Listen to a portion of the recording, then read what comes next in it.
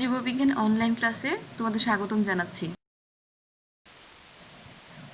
আমি তানিয়া আফরিন, প্রভাষক, জীববিজ্ঞান বিভাগ, নটরডেম কলেজ, ময়মনসিংহ। আমাদের আজকের বিষয় জীববিজ্ঞান প্রথম পত্র থেকে ৭১ অধ্যায় জীবপ্রযুক্তি, বায়োটেকনোলজি থেকে আজকে এটা তৃতীয় ক্লাস।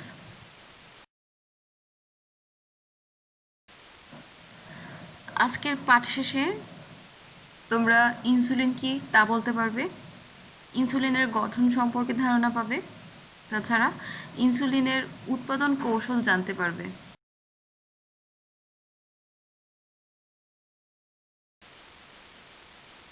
প্রথমে আমরা জানব ইনসুলিন কি। ইনসুলিন মানুষের একটি গুরুত্বপূর্ণ হরমোন, যা অগ্নাশয়ের বিটা কোষ থেকে নিঃসৃত হচ্ছে। আমাদের অগ্নাশয়ের আইলেটস অফ ল্যাঙ্গারহ্যান্সে 3 ধরনের সেল দেখতে পাওয়া যায়। তোমরা প্রথম চিত্রের দিকে একটু খেয়াল করো, বাম দিকের যে চিত্রটা আছে, মাঝখানের চিত্রের ঠিক মাঝখানে খেয়াল করবে। এখানে তুমি গাঢ় নীল বর্ণের যে কোষগুলো দেখতে পাচ্ছ, এদেরকে বলা হচ্ছে আলফা সেল। এরপর আছে হালকা নীল বর্ণের যে কোষগুলো আছে, এটাকে বলা হচ্ছে বিটা সেল। অপরদিকে হালকা বেগুনি বর্ণের যে কোষগুলো আছে, সেগুলোকে বলা হচ্ছে ডেল্টা সেল। এই 3 ধরনের কোষ থেকে অগ্নাশয়ে 3 ধরনের কোষ থেকে 3 ধরনের হরমোন এখান থেকে নিঃসৃত হয়। যেমন আলফা সেল যেগুলো আছে, সেখান থেকে হচ্ছে গ্লুকাগন নামক হরমোন নিঃসৃত হয়। গ্লুকাগনের কাজ হচ্ছে যখন রক্তে গ্লুকোজের পরিমাণ কমে যায়, তখন আমাদের যকৃতে যে সঞ্চিত গ্লাইকোজেনগুলো আছে, সেগুলোকে ভেঙে গ্লুকোজে রূপান্তর করা হয় এবং কাজটা করে হচ্ছে গ্লুকাগন হরমোন কাজটা করে, যাতে রক্তে গ্লুকোজের পরিমাণটা বেড়ে যায়। অপরদিকে যে বেগুনি রঙের যে দেখা যাচ্ছে, যেটা কালার করা আছে, যেটা হচ্ছে ডেল্টা সেল। ডেল্টা সেল যেটা এখান থেকে নিঃসৃত হরমোনের নাম হচ্ছে সোমাটোস্ট্যাটিন, যাকে বলা হচ্ছে গ্রোথ হরমোন নামে বলা হচ্ছে। এখন আমাদের আজকের আলোচ্য বিষয় যেটা ছিল, সেটা হচ্ছে বিটা সেল থেকে নিঃসৃত ইনসুলিন হরমোন। ইনসুলিন হরমোনটা কিভাবে কাজ করছে বা কি কাজ করছে, সেটা হচ্ছে আমরা যে সকল শর্করা জাতীয় খাবার খাই, পরিপাক শেষে সকল ধরনের শর্করাই গ্লুকোজে রূপান্তর হচ্ছে, যেটা হচ্ছে আমাদের রক্তে যেটা মুক্ত হচ্ছে। সেই গ্লুকোজগুলো হচ্ছে আমাদের শরীরের যে কোষগুলো আছে, বিভিন্ন কোষ বা বিভিন্ন মাসেল যেখানে আছে, সেখানে গ্লুকোজগুলো যাতে সহজে প্রবেশ করতে পারে, সেজন্য কাজ করে হচ্ছে ইনসুলিন হরমোন। অর্থাৎ ইনসুলিন হচ্ছে গ্লুকোজকে সাহায্য করে বিভিন্ন কোষে প্রবেশ করানোর জন্য। এটা কিভাবে করছে?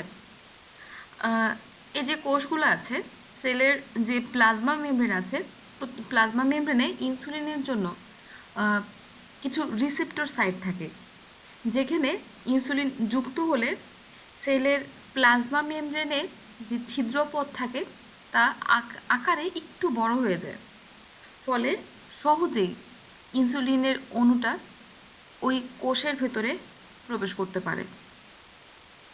তো যদি কোনো কারণে অগ্নাশয় থেকে ইনসুলিন নিঃসৃত না হয়, বা অগ্নাশয় থেকে ইনসুলিনের নিঃসৃত যতটুকু হচ্ছে সেটার পরিমাণ যদি কম হয়, তাহলে রক্তে গ্লুকোজের মাত্রা বেড়ে যাবে, আর এই সমস্যাটাকে বলা হচ্ছে ডায়াবেটিস।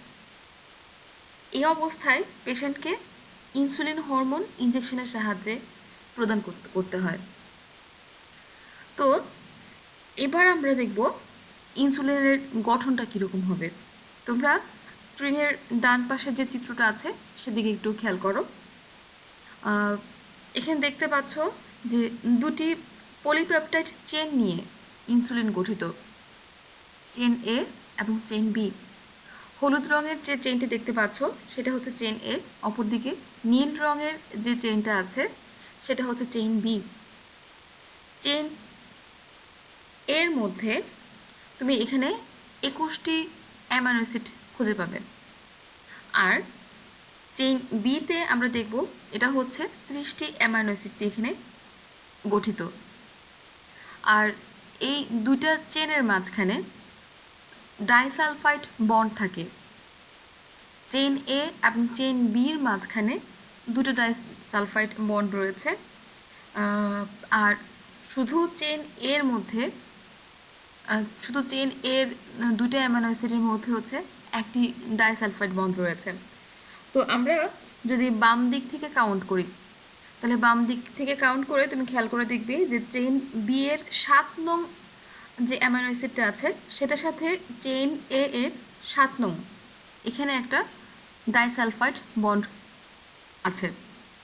এছাড়া চেইন বি এর 19 নং অ্যামাইনো অ্যাসিডের সাথে চেইন এ এর 20 নং এদের মাঝখানে আরেকটি ডাইসালফাইড বন্ড রয়েছে। অপরদিকে চেইন এ যেটা ছিল সেটার 6 নংয়ের সাথে একই চেইনের 11 নংয়ের একটি ডাইসালফাইড বন্ড তুমি খুঁজে পাবে। একটু দেখো, খুঁজে দেখো। ডায়াবেটিস রোগের চিকিৎসায় যে ইনসুলিন ব্যবহার করা হতো, তো প্রথমে সেটা সংগ্রহ করা হতো হচ্ছে গরু কিংবা শূকরের অগ্নাশয় থেকে সংগ্রহ করা হতো, কিন্তু দেখা গেল যে সেটা অত বেশি উপযোগী না। তখন বিজ্ঞানীরা বায়োটেকনোলজির মাধ্যমে যে কৃত্রিমভাবে যাতে ইনসুলিন উৎপাদন করতে পারেন সেই চেষ্টা চালাতে লাগলেন। তো প্রথম এই কৌশল আবিষ্কার করেন হচ্ছে আমেরিকার ইলে লিলে অ্যান্ড কোম্পানি, যা হচ্ছে 1982 সালে প্রথম বাজারজাত করা হয়, যেটাকে বলা হচ্ছে হিউমোলিন নামে হচ্ছে সেটা প্রথম বাজারে এসেছিল। তো ইনসুলিন উৎপাদনের যে প্রধান ধাপসমূহ রয়েছে সেগুলো হচ্ছে: 1. ইনসুলিন উৎপাদনকারী জিন শনাক্তকরণ। 2. ডিএনএ সূত্র থেকে ইনসুলিন জিন অংশ পৃথকীকরণ। 3. বাহক প্লাজমিড পৃথকীকরণ। 4. ইকোলাই প্লাজমিড ডিএনএ এর একাংশ কর্তন। 5. প্লাজমিড ডিএনএতে ইনসুলিন জিন স্থাপন। 6. রিকম্বিনেন্ট প্লাজমিড একটি ইকোলাই ব্যাকটেরিয়ামে প্রবেশ করানো। এরপর ফার্মেন্টেশন ট্যাঙ্কে যে জেনেটিক্যালি মডিফাইড অর্গানিজম যেটা আছে, যে ওটা হচ্ছে ইকোলাইয়ের সংখ্যা বৃদ্ধিকরণ।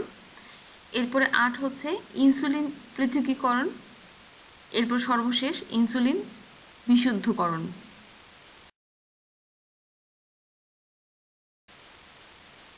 এবার বর্ণনায় আসা যাক। ইনসুলিন উৎপাদনকারী জিন শনাক্তকরণ।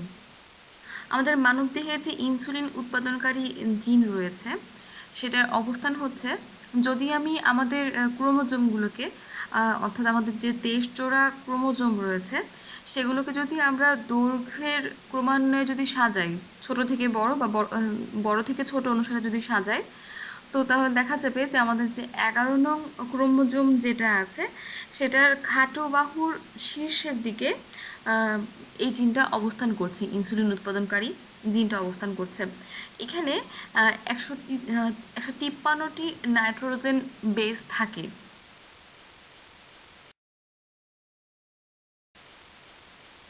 আমাদের পরের স্টেপগুলো ছিল হচ্ছে যে ডিএনএ সূত্র থেকে ইনসুলিন জিন অংশ পৃথকীকরণ। তো এটা আমরা এর আগের ক্লাসে তোমাদেরকে বলেছিলাম আমি, যে রেস্ট্রিকশন এনজাইম প্রয়োগ করে এই কাজটা করা হয়। একটা নির্দিষ্ট রেস্ট্রিকশন এনজাইম প্রয়োগ করে আমাদের ডিএনএ থেকে ইনসুলিন উৎপাদনকারী যে জিনের অংশ রয়েছে সেটাকে একটা বিশেষ উপায়ে আমরা এটাকে পৃথক করে নেব।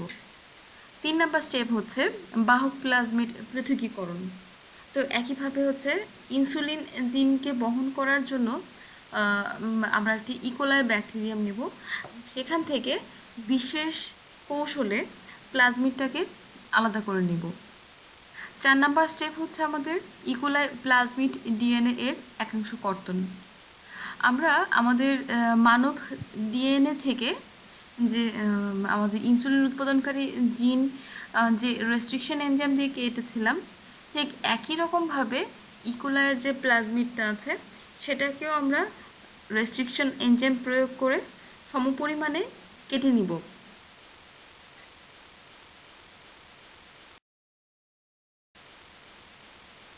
আমাদের এরপরের কাজ হচ্ছে প্লাজমিড ডিএনএতে ইনসুলিন জিন স্থাপন। একটু আগে যে আমরা প্লাজমিডের কথা বলেছিলাম যে প্লাজমিড ডিএনএতে আমরা রেস্ট্রিকশন এনজাইম প্রয়োগ করে ঠিক হচ্ছে ইনসুলিন জিনের সমপরিমাণ অংশ এখান থেকে কেটে নিব বলেছিলাম। তো ওই ফাঁকা জায়গায় আমরা হচ্ছে যে ইনসুলিন উৎপাদনকারী যে জিনটা আছে সেটাকে বসাবো।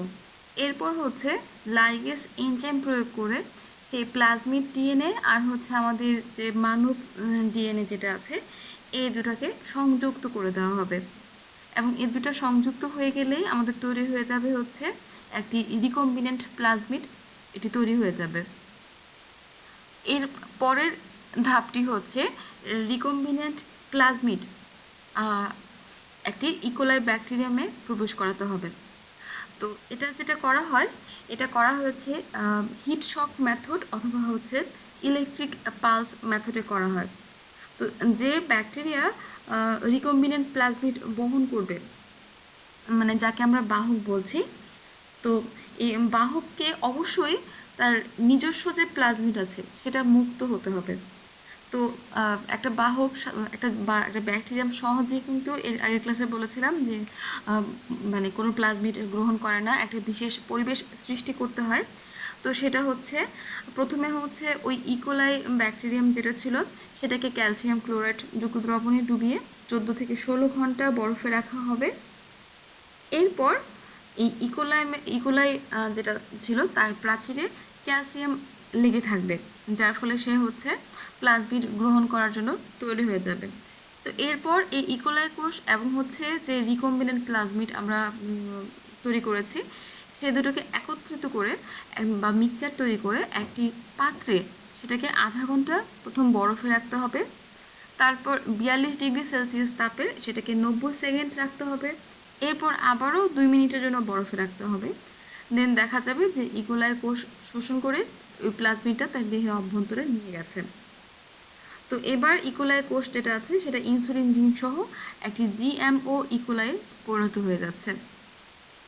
এরপর আমাদের স্টেপ নাম্বার হচ্ছে 7, ফার্মেন্টেশন ট্যাঙ্কে জিএমও ইকোলাইয়ের সংখ্যা বৃদ্ধিকরণ।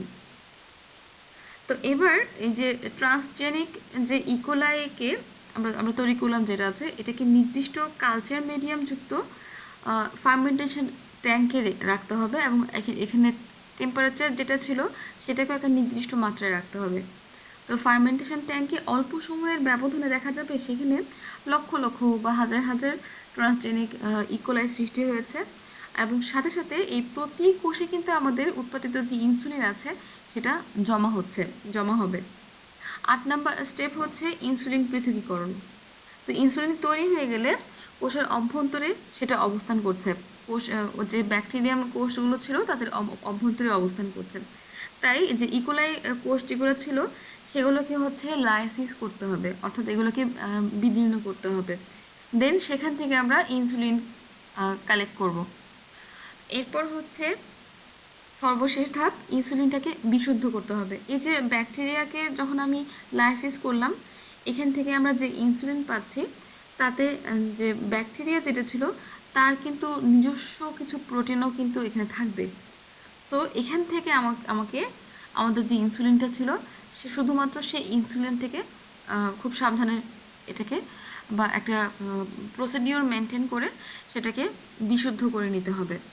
এরপর হচ্ছে সেটাকে বাজারজাত করতে হবে।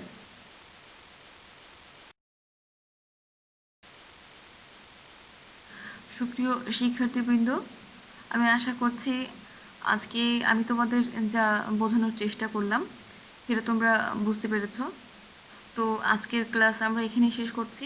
সবাইকে ধন্যবাদ।